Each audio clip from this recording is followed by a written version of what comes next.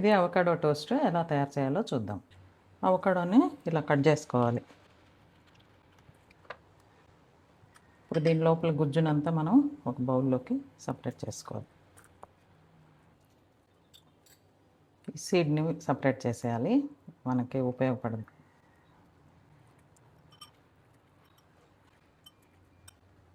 దీన్ని మనం స్పూన్ తోటి మెత్తగా మ్యాష్ చేసుకోవాలి.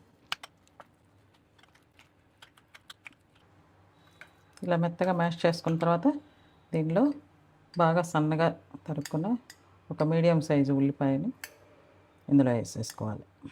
ఒక పచ్చిమిర్చిని కూడా సన్నగా తరిగి ఇందులో వేసుకోవాలి. సాల్ట్ కూడా వేసుకోవాలి. ఒక నిమ్మకాయ దెబ్బని జ్యూస్ పిండుకోవాలి.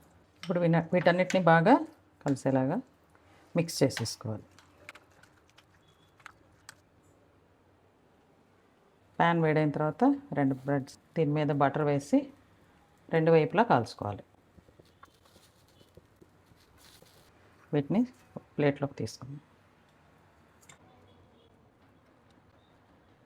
ఇప్పుడు మనకి అవకాడో టోస్ట్ రెడీ అయిపోయింది.